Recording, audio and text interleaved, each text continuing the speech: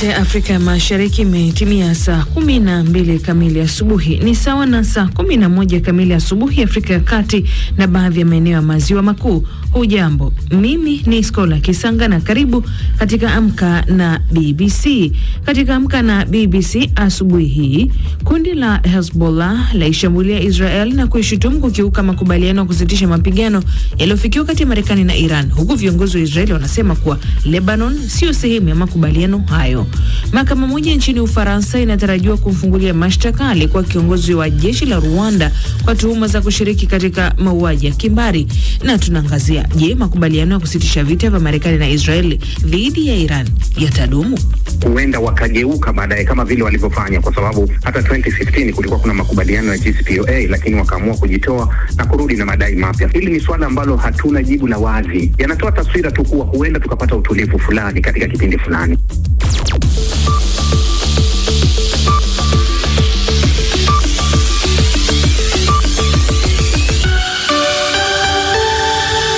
Leo ni Alhamisi ya Aprili 9 mwaka 2026. Kwanza mwenzangu Robert Kipto na kusomea muktasari wa habari za ulimwengu. Kipto, karibu. Asante Skola. Wizara ya Ulinzi nchini Lebanon imesema kuwa zaidi ya watu 250 waliuawa na wengine 1100 kujeruhiwa kwenye mashambulio makali zaidi kuwahi kufanywa na Israel nchini humo. Israel imesema kuwa mashambulio yake ya mabomu yalilenga maeneo yanayotumiwa na wapiganaji wa Hezbollah. Mji wa Beirut, bonde la Beka na maeneo ya kusini mwa nchi hiyo yalishambuliwa na Israel. Kundi la Hezbollah nalo limefanya mashambulio makali nchini Israel kulipiza mashambulizi hayo.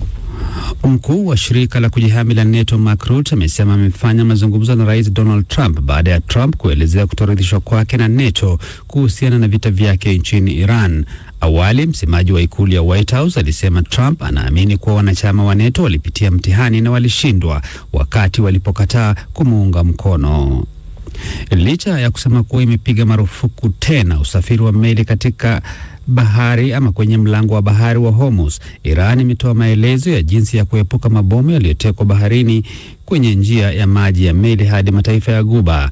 Lakini mwakilishi wa kampuni ya meli ya Ujerumani ya Hapag-Lloyd ameiambia BBC kwamba meli zake hazijajaribu kupitia eneo hilo kutokana na hofu za kiusalama.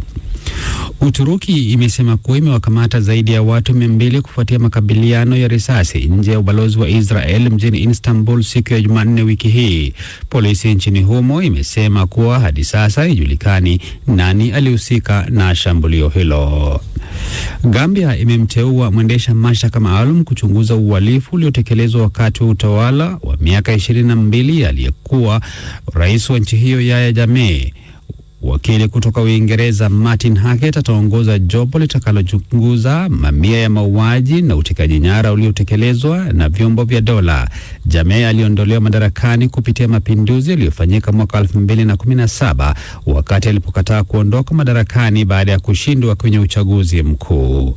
Na Marekani imesema kuwa imewaruhusu maafisa wake wa kibalozi kuondoka mji mkuu wa Nigeria, Abuja, kutokana na kusambaratika kwa hali ya usalama nchini humo.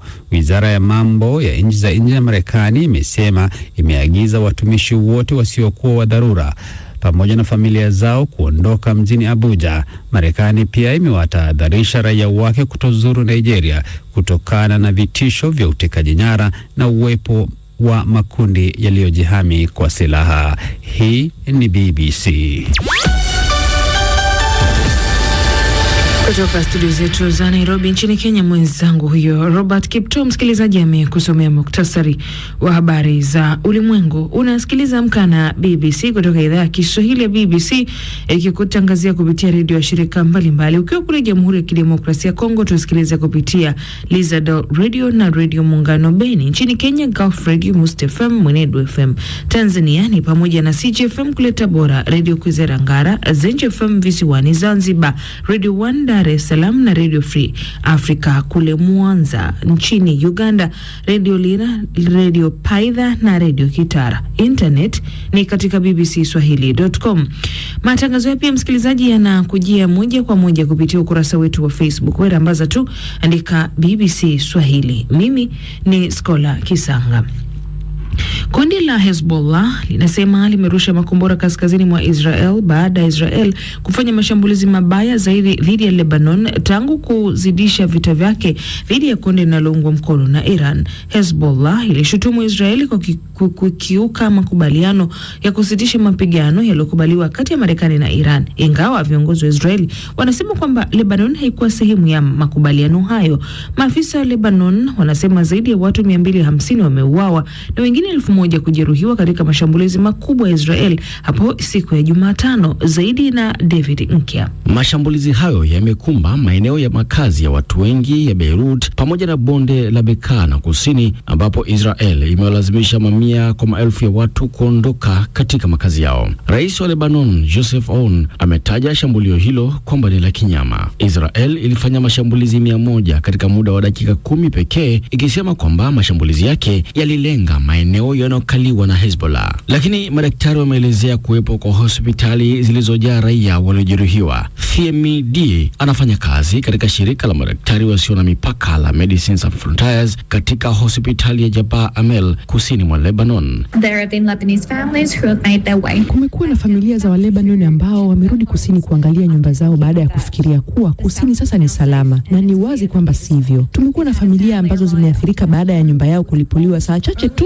baada ya wao kurudi. Kulikuwa na msichana wa miaka 7 ambaye alikuwa amepoa akilia, akiomboleza, akiwaita mama yake na baba yake, kwani alikuwa na majeraha usoni mwake, jicho lake na kichwani.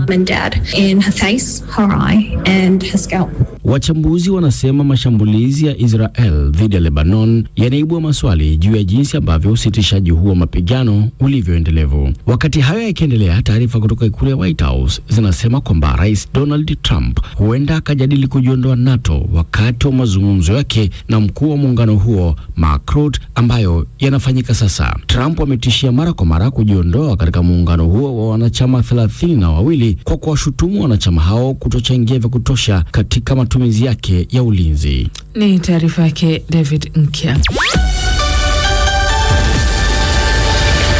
Mahakama moja nchini Ufaransa inatarajiwa kumfungulia mashtaka alikuwa luteni kanali wa jeshi la Rwanda kwa tuhuma za kushiriki katika mauaji ya kimbari kwa madai ya kusambaza silaha zilizotumiwa wakati wa mauaji ya mwaka 1994. Ifuatayo ni taarifa ya mwandishi wa habari wa BBC Yves Bucyana akiwa mjini Kigali. Kulingana na chanzo cha mahakama, hii itakuwa kesi ya hivi karibuni katika mfululizo wa kesi kama hizo nchini Ufaransa zinazohusiana na mauaji yaliyotokea kati ya Aprili na Julai mwaka 94, ambazo zaidi ya Wanyarwanda milioni 1 waliuawa, wengi wao wakiwa Watusi. Luteni Kanali Cyprien Kayumba mwenye umri wa miaka 71 kutoka kabila la Wahutu aliongoza idara katika Wizara ya Ulinzi iliyokuwa na jukumu la kuagiza silaha wakati wa mauaji ya kimbari. Kayumba ambaye ameishi Ufaransa tangu mwaka 98 amekuwa akidai kuwa hakujua kuwa silaha alizoziagiza zingetumiwa kuua Watutsi. Majaji siku ya Jumatano waliamuru Kayumba ashtakiwe katika tarehe ambayo bado haijapangwa kwa mashtaka ya ushiriki katika mauaji ya kimbari na ushiriki katika uhalifu dhidi ya binadamu. Chanzo hicho cha mahakama kiliongeza, walimwamuru kukabidhi pasipoti yake